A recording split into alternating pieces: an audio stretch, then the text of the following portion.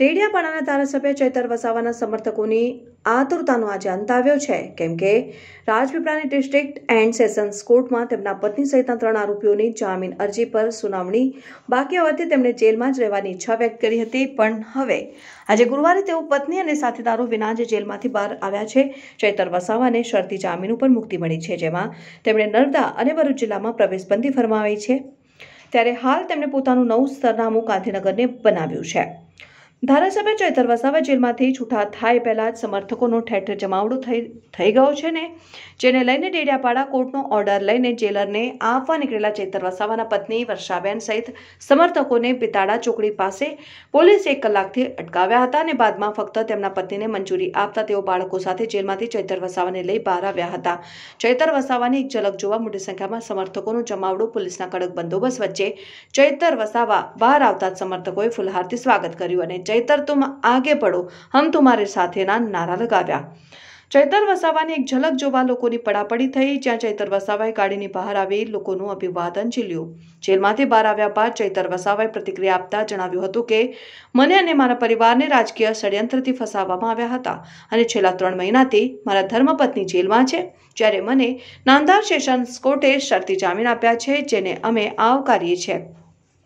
આગામી દિવસોમાં અમે આ શરતોને હટાવવા માટે હાઈકોર્ટમાં અપીલ કરીશું। સાથે સાથે ગુજરાતની પ્રજા, આદિવાસીઓ માટે અમે બોલીએ છીએ જે આ ભાજપ સરકારને ગમતું નથી ને તેમને ખોટા ષડયંત્ર બનાવીને ફસાવી રહ્યા છે। અને ફોરેસ્ટના અધિકારીઓએ જે મારા સામે ફરિયાદ કરી છે તેમને ખબર હોવી જોઈએ કે આદિ અનાધિકારથી આ આદિવાસી જંગલમાં જ વસવાટ કરે છે ને આ જળ, જંગલ અને જમીન અને અધિકારીઓની આદિવાસીઓની છે। વન અધિકાર અધિનિયમ 2006 અંતર્ગત તેમને દાવા હક મળ્યા છે, જે જમીનો અમે ખેડીએ છીએ, એટલે અમે ક્યારેય ભાજપ સરકારથી ડરતા નથી। અમને જેલ કરી છે અને એટલી જ બમણી તાકાતથી અમે સામે લડીશું। હવે બુધવાર સાંજથી સોશિયલ મીડિયામાં પોસ્ટ વહેતી થઈ ગઈ હતી કે ચૈતર વસાવા આવતીકાલ એટલે કે ગુરુવારે જેલમાંથી બહાર આવવાના છે ને ધારાસભ્ય ચૈતર વસાવા જેલમાંથી છૂટવાના હતા અને જેલ પરિસર પાસે તેમના સમર્થકો ટોળે ન વળે અને જિલ્લાની શાંતિ ન ડોળાય એ માટે નર્મદા પોલીસ પહેલેથી જ એલર્ટ થઈ ગઈ છે।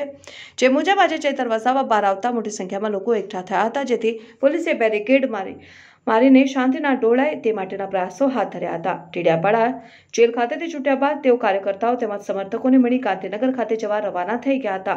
તે દરમિયાન અંકલેશ્વર ખાતે વાલિયા ચોકડી ખાતે ટૂંકું રોકાણ કર્યું હતું ને અંકલેશ્વર ખાતે પણ તેઓના સમર્થકોને જાણ થતા ટોળેટોળા આશીર્વાદ હોટલ વાલિયા ચોકડી ખાતે ઉમટી પડ્યા હતા અને આ પ્રસંગે મીડિયા સાથે વાત કરતા આગળની રણનીતિ વિશે પૂછતા ધારાસભ્ય ચૈતરભાઈ વસાવા તેમજ ગોપાલ ઇટાલિયા કંઈક આ રીતે પ્રતિક્રિયા આપી હતી। Reporter Azhar Pathan, સત્યડે news, Ankleshwar. સત્ય પરેશાન થઈ શકે છે, પણ સત્ય કદી પરાજિત નથી થતો। આજે અમારી જીત થયેલી છે। જે રીતે ભાજપની સરકાર પોતે છેલ્લા 28 વર્ષથી ગુજરાતમાં શાસનમાં છે, 10 વર્ષથી કેન્દ્રમાં શાસનમાં છે, છતાંય આ વિસ્તારમાં આદિવાસી સમાજ હોય, મુસ્લિમ સમાજ હોય કે ગુજરાતનો યુવા વર્ગ હોય, શિક્ષિત બેરોજગારોની વાત હોય, દરેક જગ્યાએ ભાજપની સરકાર નિષ્ફળ ગયેલી છે। ભૂતકાળમાં ખેડૂતોની આવક ડબલ કરીશું, બધાને પાકા મકાનો આપીશું, 15 લાખ રૂપિયા બધાના જનધન ખાતામાં આવશે, બધાને ઘરે ઘરે પીવાનું પાણી આપીશું। આજે આ વિસ્તારોમાં પૂરતા શિક્ષકો નથી, પૂરતી શાળાઓ નથી, પીવાના પાણીના નળ સે જળમાં ભ્રષ્ટાચારના કૌભાંડો કરેલા છે। ત્યારે અમે આ લોકોની અવાજો સડકથી લઈને સદન સુધી ઉઠાવીએ છીએ। ત્યારે આ ભાજપની સરકાર ખોટા કેસો કરીને રાજકીય કિન્નાખોરી રાખીને અમને ફસાવી દે છે। પરંતુ છેલ્લા 3 મહિનાથી હું અને મારો પરિવાર આ કેસનો ભોગ બન્યા હતા। આજે અમે બહાર આવ્યા છે ત્યારે ભાજપ ગમે તેટલી સામ દામ દણ ભેદની નીતિ અપનાવશે, પણ અમે ક્યારે ભાજપને ડરવાના નથી કે એના દબાણમાં આવવાના નથી। આવનાર દિવસોમાં આનાથી પણ વધારે તાકાતથી આ વિસ્તારના લોકોની, ગુજરાતના લોકોનો અવાજ બનીને અમે વિધાનસભામાં ગુંજવાના છે। આજે અમારે વિધાનસભાનું સત્ર છે, એટલે અમે એ સત્રમાં આવતીકાલથી હાજરી આપવાના છે અને આજે અમે ગાંધીનગર તરફ જઈ રહેલા છે। આજે હજારોની સંખ્યામાં લોકોએ મારું સ્વાગત કર્યું। એના પરથી આપણે જોઈ શકીએ છીએ કે ભાજપની કરની અને કથની આજે લોકો જાણી ગયેલા છે, લોકો જાગી ગયેલા છે। એટલે આવનાર દિવસોમાં આ વિસ્તારોમાંથી ભાજપને લોકો જાકારો આપશે। ચૈતરભાઈ, આવનાર રણનીતિ હવે શું રહેશે લોકસભાની? ખાસ કરીને લોકસભા અમે લડવાના છે।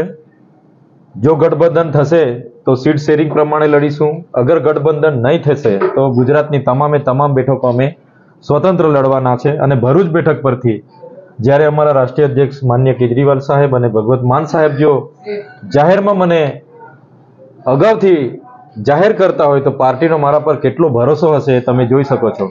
હું પાર્ટીના ભરોસા પર કાયમ ઉતરીશ અને પૂરી તાકાતથી અમે લડીશું અને ભરૂચ લોકસભા અમે જીતીશું. ખબરભાઈ, ખાસ કરીને કે એક ચૈતરભાઈના મેસેજ છે, તેમના જામીન મંજૂર નહીં થયા અને એક તડીપારનો મુદ્દો છે, તે મામલે પ્રચાર પ્રગમ કેવી રીતે રહેશે? ખાસ ચૈતરભાઈના ધર્મપત્ની શકુંતલાબેનની જામીન અરજી મૂકેલી છે. આજે એની સુનાવણી હતી. લેટેસ્ટ રિપોર્ટ છે નહીં, છેલ્લી અપડેટ કે શું થયું છે, એટલે એના ઉપર ટિપ્પણી નથી કરતો.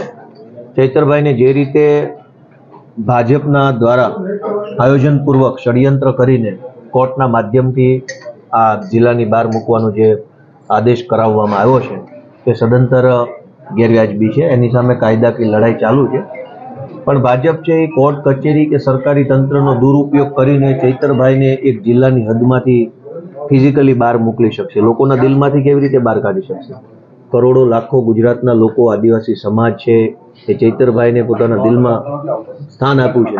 દિલની સરહદોથી કોણ એને રોકી શકશે? અને આજે જે રીતે લોકો આવ્યા બધા મોટી સંખ્યામાં, એ બતાવે છે કે લોકોએ પોતાનું મન બનાવી લીધું છે અને લોકો ઈચ્છી રહ્યા છે કે ચૂંટણી આવે એટલે અન્યાયનો બદલો લઈ લેશે અને ચૈતરભાઈને દિલ્હી મોકલશે. ખાસ કરીને લોકસભા મત વિસ્તાર ચૈતરભાઈ માટે ભરૂચ જિલ્લો છે, ભરૂચ નર્મદા, તો પ્રચાર પ્રગમ માટે કઈ રીતની ગતિવિધિ રહેશે? શું પ્રચારમાંથી કેવી રીતના લાવવામાં આવશે? ચૈતરભાઈ અમારા બધાના નેતા છે, આમ આદમી પાર્ટીના અને સમાજના નેતા છે. ચૈતરભાઈ માટે આખી આમ આદમી પાર્ટી, અમારા રાષ્ટ્રીય નેતા અરવિંદ કેજરીવાલ, ભગવંત માન સાહેબ, અમારા નેતા ઈશુદાનભાઈ, અમારા મનોજભાઈ, બધા જ લોકો ચૈતરભાઈના પરિવારના સભ્યો તરીકે લાગેલા જ છે. ચૈતરભાઈને જ્યાં સુધી કન્ડિશનમાં ફેરફાર નહીં થાય ત્યાં સુધી અમે બધા એમના પરિવારના સ્વજન તરીકે, આમ આદમી પાર્ટીના કાર્યકર્તા તરીકે ચૈતરભાઈ માટે ગામડે ગામડે જઈ અને મહેનત આજથી જ, આવતીકાલથી પણ નહીં, આજથી જ ચાલુ કરી દીધી છે. અને આજ સાંજ સુધીમાં લાગી જઈશું કામે અને જ્યાં સુધી ચૈતરભાઈને કન્ડિશન ફેરફાર નહીં થાય ત્યાં સુધી અમે લાગેલા રહીશું.